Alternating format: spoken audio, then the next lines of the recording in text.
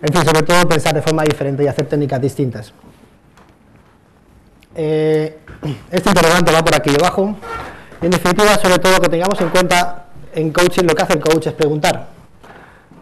El 80% del tiempo es una persona que escucha, el 20%, 10% del tiempo es una persona que habla, y cuando habla bien o está preguntando, está reconociendo algo o está articulando algo que ve en su cliente. Entonces, en el arte de esas preguntas estará el cambio del cliente. Una pregunta bien hecha y a tiempo conseguirá cambiar a una persona. Esto es como en ventas. Dicen ventas, pues pregunta más a tu cliente para saber qué es lo que quiere. No. Y no le preguntes preguntas cerradas. El otro día estaba en un curso de ventas también y aquel solo que decía, ¿y te gusta esto? Sí, ¿y no te gusta el otro? No. Y tal, y sí, y no. Joder, si solo le preguntas eso, ¿qué información te va a dar el cliente? Dale una pregunta abierta. Oye, ¿tú cómo te ves como padre? ¿Eh? No, te quedas con una pregunta abierta y te quedas en silencio y la persona pues empieza a reflexionar. Ostras, ¿cómo veo yo con esto de ser padre? Pues fíjate, no lo había pensado nunca, ¿no? Y ahora que lo dices, pues siempre he tenido, ¿no?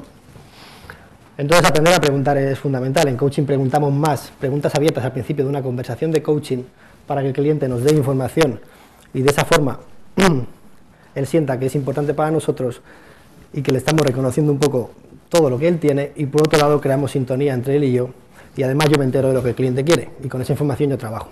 Es decir, que al final de la sesión de coaching se suele trabajar más con preguntas cerradas, porque lo que buscamos es el compromiso del cliente.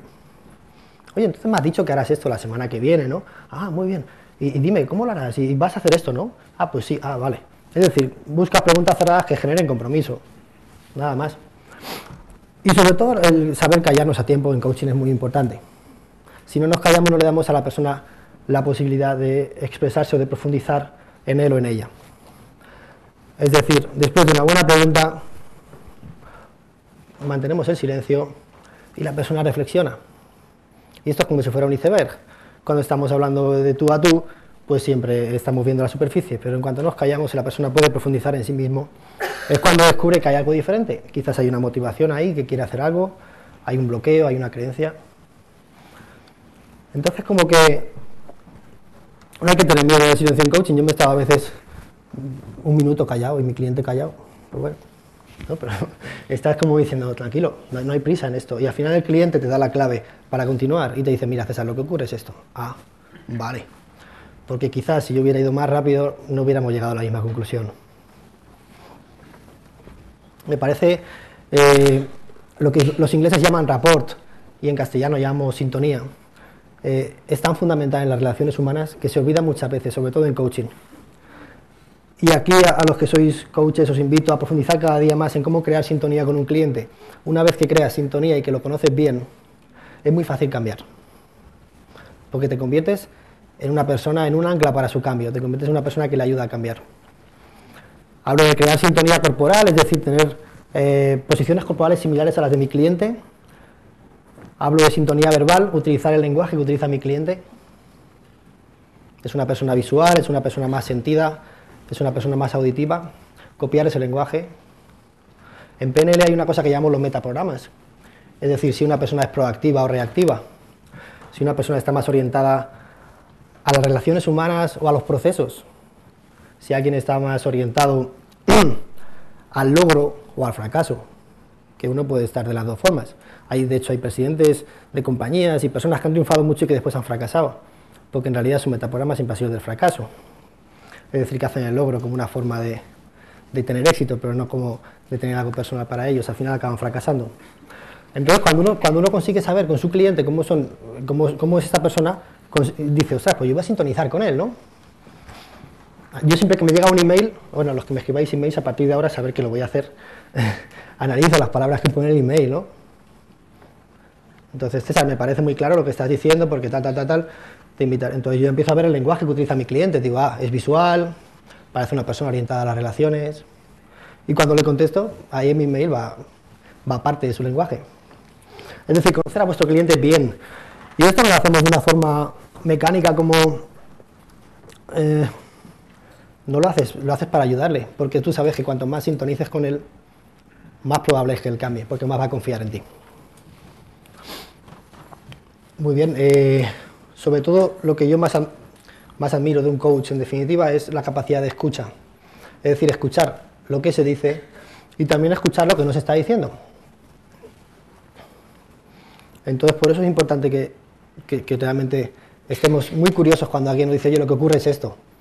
Bueno, lo que ocurre es esto, ¿cómo me has dicho eso? Y después yo voy profundizando en que me digas qué es lo que ocurre, porque en realidad lo que nos suelen decir las personas que ocurre nunca es lo que pasa. Me llaman para cursos de liderazgo, lo que ocurre es que falta un problema de gestión del tiempo, para un curso de innovación, lo que ocurre es que hay un problema de trabajo en equipo, es decir, que el problema muchas veces no está en las palabras del cliente, sino más bien en lo que no está diciendo, y para eso te falta reunirte con él en un cara a cara y ver realmente la persona que necesita. Entonces acordaros que... Gracias, Roberto. Que bebo mucha agua siempre, ¿eh? ¿Será porque hablo mucho?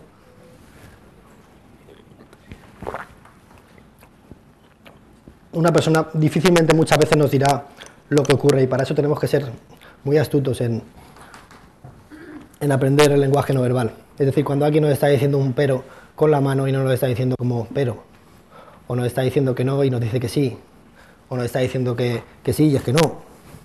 Y eso hay que aprenderlo, porque a veces le dices a alguien, oye, ¿estás comprometido con esto? Sí, me gusta. Y te está diciendo que no. Pues entonces cambiamos de idea. No, pero que me gustaba, no, que ha dicho que no. Es decir, que lo de la comunicación es más complejo de lo que parece, y que el 55%, como sabéis muchos de aquí, es no verbal, y el otro tanto está en el tono de voz también. Muy bien,